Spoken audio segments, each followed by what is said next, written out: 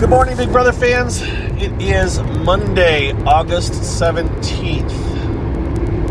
I haven't been saying day in the house. I don't know. I mean, it's whatever day it is. What are we at? Today is Monday.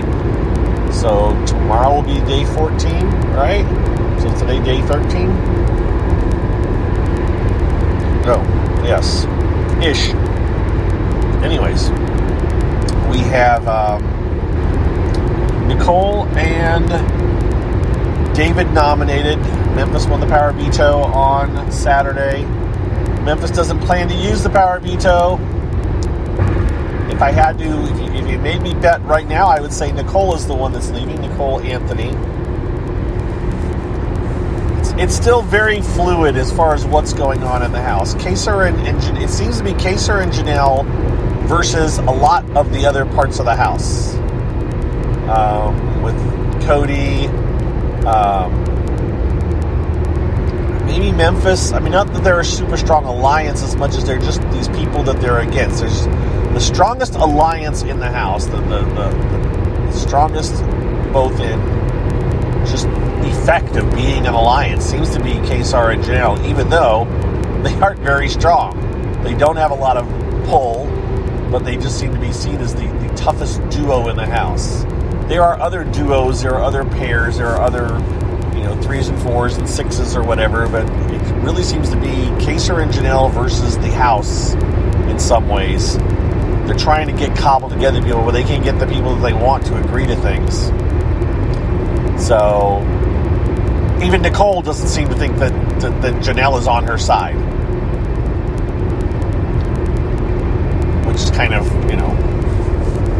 I don't know, to say funny is the word I would say, but it's kind of like, yeah, even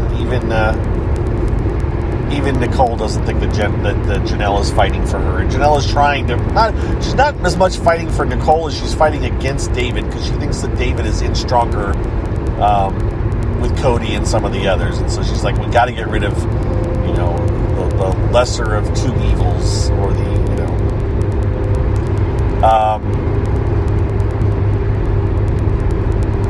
but David isn't the super strong ally of Cody, or of, it's still very, very, very, very fluid on what's going to happen, how it's going to shake out. There are lines. There are people that probably won't work together, but most of these people could possibly work together. The alliances,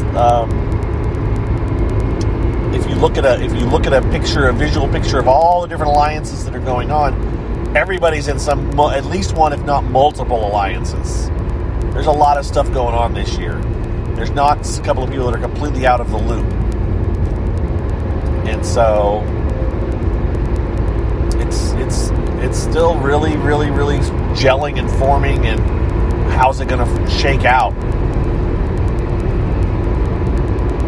But what we do know is that Memphis is very unlikely to use the power veto. Doesn't want to. We kind of hope that maybe he would, just to stir things up a little bit, but he doesn't want to make a big move. He's content just to leave it as is. And so it's very possible we'll see a nearly unanimous vote tomorrow. Or not tomorrow, Thursday, with Nicole going out. Now, again, things could change. I don't know. What else? I still need to print out a list of house guests so I can go down the list. I would, if you talk about the people off the top of my head, Danny is, Janelle seems to feel like Danny is tight with Nicole Franzel. And she feels like Danny's playing, I think she thinks Danny's kind of playing the middle game, or kind of playing on both sides. But she thinks that Danny's closest ally is Nicole Franzel, and as long as Nicole Franzel is in the house, then Janelle won't be able to have much, influence over Danny. Ian seems to think that Nicole Franzel is her best ally, is his best ally, which they did have their final 2 million club or whatever it's called, and so I can understand why Ian thinks that. But Ian also doesn't think that there's a lot of alliances, any big alliances going on in the house, which he's wrong about that. There are some big alliances. Davon and Bailey have been working, they're working some angles. And they are a tight two-person alliance. Probably Cody and Enzo are the closest pair. I don't know if Tyler has a close second pair. I don't know if I don't think Kevin has a person that he's the tightest with. I'm trying to go through the different people. Already mentioned Danny. Nicole has several. I don't know which one is her go-to. I mean, I would say for the guys, her closest one is Ian, and for the girls, her closest one is Danny. But Nicole's also in the one with Christmas and Tyler and Cody, and so she doesn't. That one has Danny in it, but doesn't have Ian in it. What else? What other things are going on? I'm trying to rattle through the house gets in my head. I mentioned Christmas. I don't know who's Christmas's number one ally is at this point. I'm not sure. I don't know if she's figured that out yet. Who else do we have? There's clearly a couple people that I've completely forgotten right now. And I'm not going to come up with their names, and I'm going to end up wrapping this up because I just don't have a lot to. I mean, it's just very, very fluid. I don't have blow-by-blow recaps of what's going on. I just don't see the point in recapping specific moments in the game right now because they're not. Everything's still just gelling. Everything is still just gelling and figuring out what the heck's going to happen. My sense is that, again, I still feel like Enzo and Danny are going to last the longest of the old school. Although it looks like Nicole Anthony's going to go this time. So you've had one old school, if you want to look at Keisha as old school, and now you'll probably have Nicole Anthony. Either way, it's going to be a new school person because Memphis isn't going to use the power veto. And it's going to come down again to, all right, who's going to win the head of household? Where are we going to be at this coming week? Will Keisha or Janelle manage to pull one off? And so we'll have a bold move. Will someone make an actual bold move, or is it going to be chipping away at the edges?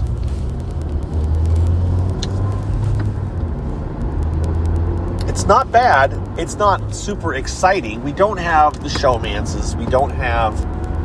we have people that are veterans that have been playing. This is much more of a... the word escapes me. It's much more of a mental game. It's much more of a thinking game. It's not an action game. It's not a drama game. It's the word it's right on the tip of my brain. I can't throw the word out there, but that's what it is. It's one of those kind of games. It's just much more mental. And that can be boring. Nicole talked about having a house meeting yesterday, Franzel, because she was paranoid that she was going to go up. She's super paranoid that she's going to go up. She's really, really paranoid against Janelle. And so she was talking about having a potential house meeting. It's like, oh, that'll be good. No, it's not going to happen. I mean, it actually is more likely that a house meeting would get called up in this situation like this, in part because they would know how to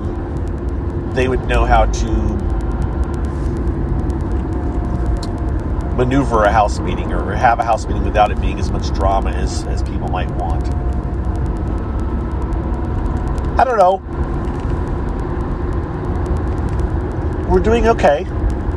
It's not a bad season. This isn't a bad thing. It's just not. You're just not going to have the huge dramatic moments. Or if we do, we'll have some dramatic moments too. But they may not be on the level of some of the other ones that are just huge blow-ups and then, that's it. There's a lot going on. These people are all playing the game. Nobody's not playing. I can say that. And Ian's doing his punishment. We didn't talk about it on Sunday. At the time on Sunday, we didn't know what his punishment was. I'm sorry, Saturday's show, we didn't know what his punishment was yet. The Power Veto was held way late. We thought, when we said the feeds were down for the Power Veto, we thought, it turned out the feeds came back after we finished our show. The feeds were not down for the Power Veto. The Power Veto didn't kick off until like 3 in the morning.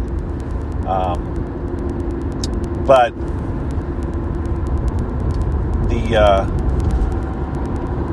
where was I going with that? Ian's punishment. So, Ian's punishment is he's doing a script from a, quote, space opera in costume. So just go back to what Haley's, reading Shakespeare. It's similar. He's having to go around from room to room and practice this play and has people helping him out occasionally. It may be on Wednesday's show. It's something to take care, kill some time with. And I'm sure they'll show us snippets of it on Wednesday's show. So again, they do have the backyard again. So they're back. They get to go outside again. The as far as what's going on, as far as what's the drama or what's the big news, nothing particular. It does seem like Nicole A's going, and yeah, that's what I got for you. Apologies for not having some kind of earth-shattering news, but that's what it is. It's not horrible. It's not as on the edge of your seat kind of a show so far that some of us had hoped for. But it's not horrible. Everybody's playing the game. I will say that again. For sure. All right, guys. It's a Monday. Been a long weekend. If you've not heard the Big Brother Gossip Show, you can check it out. Just search for Big Brother Gossip Show or go to BigBrotherGossip.com. Scott has the links there. I have yet to update BigBrotherPodcast.com. That's on me. I didn't get to it on Sunday. I probably should have, and I didn't. Then today someone messaged me about the ticker. So I have my first ticker question. John has decided not to do the ticker this year, which is fine. He told me last year he's probably going to be done, and I was like, that's okay. So I need to put something up. It may not be a ticker. It may be just a cast list. The ticker was John's idea. I know how much work's involved, and so I was like, okay, well, I may just put a cast list up and gray out the names, as they leave. But I haven't gotten that set up yet. That takes some time. Probably take me a couple of hours to actually get it to the point where I would have it posted. And right now I haven't had a couple hours to do it. Or maybe I've had a couple of hours of free time, but it's been down free time. It's been like, no, I'm not going to go work on this during this 2-hour block. I'm going to rest my brain for 2 hours. And with that, I believe I'm going to sign off. Don't have any sequester thoughts, right? I think I talked on Friday. Yeah, I think I did. Yeah, I did. I did a talk on Friday, and I talked about sequester, so nothing has changed since then. Although, I should say, Saturday, I watched the Podquester commentary. I watched the play-by-play commentary of my show on Thursday. And I have to admit, and it's nothing personal against the people on the show, but I have to admit I was disappointed because they didn't talk about me very much, which is how you're always going to be about stuff like that. And my end game has been discussed, and that my end game wasn't very good. But again, to go back into that, just to touch on it a hair,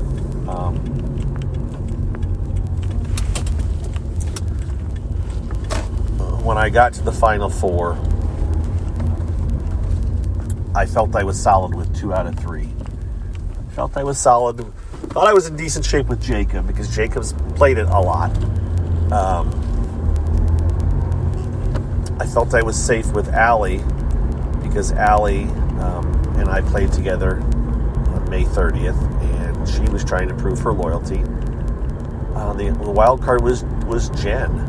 Jen was the wild card, and Jen is the one who ended up getting to pick who went. And that was me. And she even commented that my argument was lame. It's like, all right, well, what do you want me to do? She was loyal to Jacob, and besides trying to get her to drag Jacob, my other option was trying to get her to drag Allie. And frankly, I just didn't feel like my argument to drag Allie would have run along the lines of, she doesn't deserve to be in the final 2. She didn't play a good game, or try to knock her game and say, I have the better game. You want the best 2 in the final 2, and I'm better than Allie. And frankly, I just didn't feel like attacking Allie. That's kind of where that rests. I didn't feel like attacking Allie. It's not my style. And so, I kind of threw in the towel at that point. Figured, well, plus she'd said she had a final 2 with Allie. So I could have spent all that energy attacking Allie, and in the end she still kept Allie. And that's where I kind of made the decision that the game is not worth me attacking this person. So I didn't. And with that, I've pulled up to work. Oh my God, good Lord. All right, people are back. This place is crowded. There are a lot of vehicles here. This is kind of getting scary. All right, come on, Mr. Car, you're driving super slow.